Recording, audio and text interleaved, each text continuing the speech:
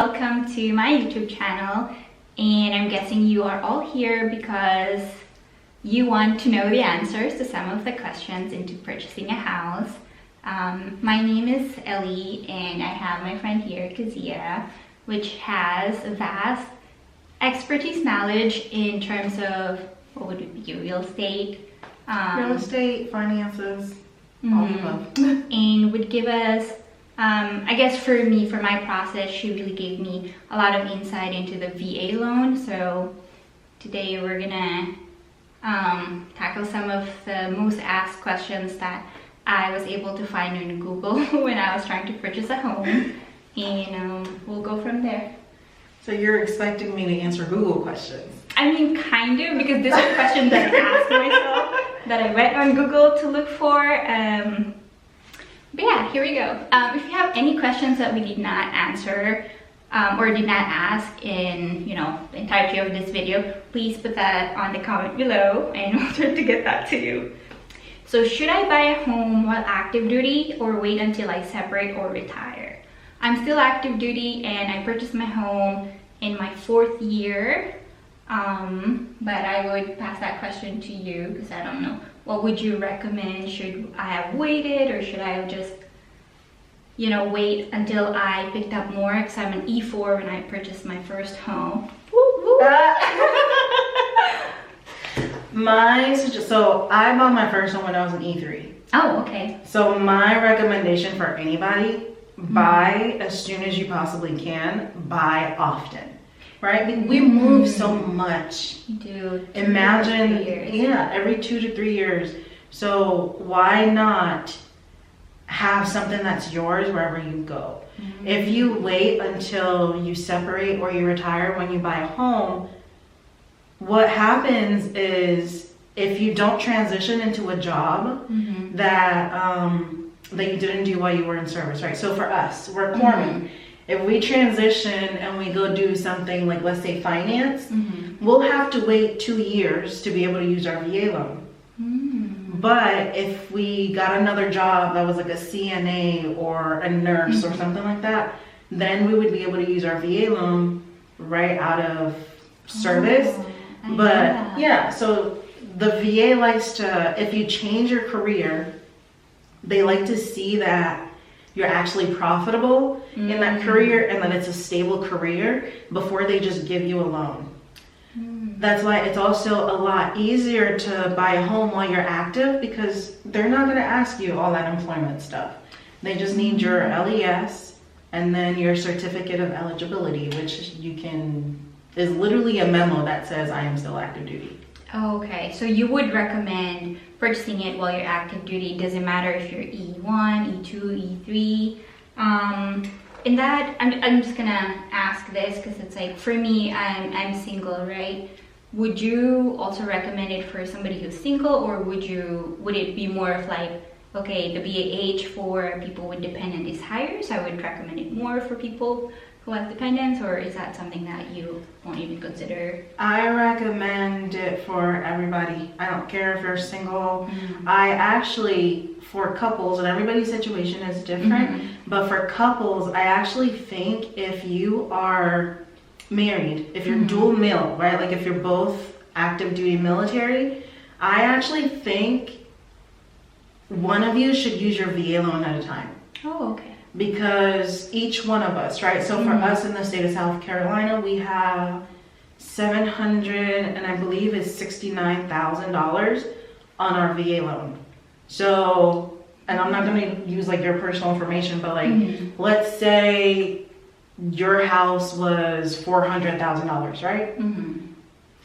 So that was your first entitlement. You take off that $400,000, whatever's left in the difference between $400,000 and $769,000, you still have that amount to buy a house with. Would that be like for my second house within a year, second year, or? So that would be your second house at the end of 1 year. So you can buy another house at the end of 1 year. But just another one.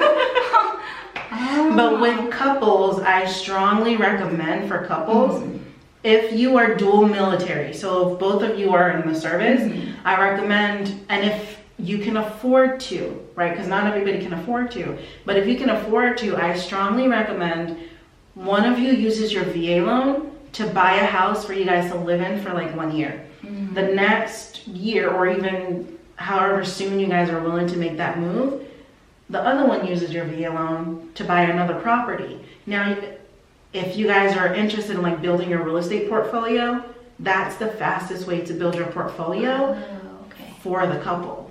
Mm-hmm.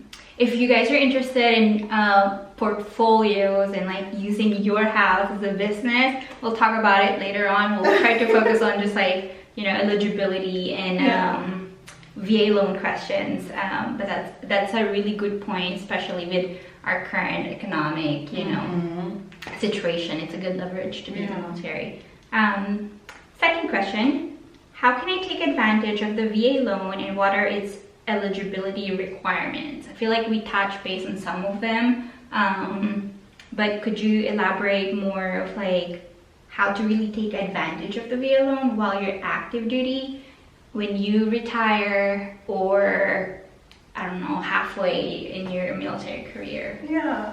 So one thing, I guess I'll touch on how to become eligible for it first. The first way to become eligible for the VA loan is to be active duty or be a veteran, right? When you say veteran, how long should you have stayed in? Because, you know, there are people that like kind of stayed in but like got out early. Does that mean they're not eligible anymore? Like, so per the VA guidelines, it's 90 days of active service, right? So your A school or your tech school doesn't count. You have to have been at like your first command for like if you're getting out. 90 days. You have 90 days, literally. 90 days of active service during times of war, and then 180 days during peacetime. 180 days. But right now, we are currently considered to be at times of war, so it's 90 days. Oh. Yeah. Oh my God. So, okay. So it's 90 days to become eligible. And that's one of the things that, especially for junior sailors that move into areas where they have access to their VAH, I strongly recommend you just go ahead and do it because it'll serve you in the long run. The advantages of the VA loan, you don't have to put a down payment down. Let's go over here. 0 down. No down payment, which for a lot of us, we don't have the money to put a down payment. So the need for that's has her head just above the water. Yep. There's no down payment. The VA will actually back up your loan. They will guarantee your loan for you. You don't have to put down a down payment. But then you also have lenders that are willing to like work with you, especially if you have bad credit or because the VA will back up the loan. I think we can like touch base on that a little bit. Like personally for me, I'm just putting out my business in there. My debt to income ratio is really high, and Kazia really took the time to review my finances. And this is something you'd have to do too. If you're gonna do your VA, you'll have to go through a financial counselor. But I highly suggest that you go with somebody that really knows what they're doing, because there will be people that would just sign your document and then you're done. But Kazia was my financial counselor and really sat down and explained a lot of things to me, especially, you know, the abbreviation and what I'm looking at. And because it's a scary thing to like know that, oh my God, my debt to income ratio, if I was outside, I would not even be looked at as somebody that could, you know, potentially afford a house, even though there's that job security of being in the military. It's like with the amount of that, you know, credit cards and stuff like that. And my student loan, it's just, speaking of student loan, is student loan also considered into that income debt? So traditionally, student loans are considered into like your debt to income ratio. However, we've been on a forbearance since President Biden was in office and has put everything on a freeze. So when something is in forbearance, it doesn't count. So what allows student loans to count is if you have to pay it off within like, I want to say 24 months. But we've been on a forbearance for so long, it doesn't really count. So yeah, so that too, I think that's one of the advantage of the VA loan for me, is that my debt to income ratio was able, I would say it's like it wasn't looked at so negatively, because VA will back you up. Yeah. So I'm not gonna put your business out there, but no, go ahead. But on average for DTI, depending on the loan that you're going with, most lenders would not approve anything above like a 40. But with the VA loan, you kind of have some leeway. There are lenders out there that'll go up to 60 with a guarantee that you have some sort of like money hidden somewhere that they can put towards your debt and closing. So yeah. To piggyback on that question, actually, this is not part of my list, but this is just for my question personally. When I was looking at houses, in my mind, I could afford, because of the VA, I will be able to afford however much the house is. So I was looking at houses for like 400K, 300K, 500K, or whatever, right? So stressful. In my like, time out. You were so stressful. We got you approved for a certain amount. Yeah, so because your debt, like your DTI was what it was, we got you approved for a certain amount. But then literally every 5 minutes, well, what about that house? That's $100,000 outside of your budget. Hey, all I'm saying is, like, if you don't ask, you're not gonna know. So it's good to have somebody that you'd be comfortable with asking constantly, and would not judge you for like wanting something above. But I guess to wrap that one up, it's like depending on your debt income ratio, you are approved for a certain amount, right? It's like they could kick it up a little bit, but it's like you want to stay within that. You want to stay where you're pre-approved. So yes, we have access to like $769,000.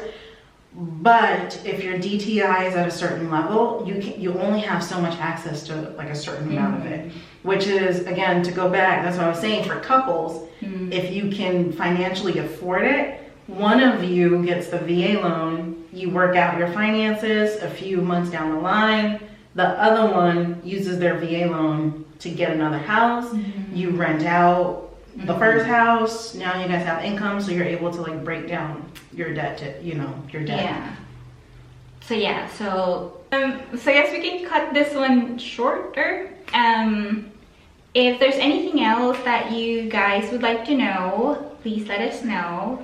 Thank you so much for joining me today. I'm happy to be here. We'd be excited to do a live, in that way we can answer some questions, in a real-time thing. But for now, thank you for joining us.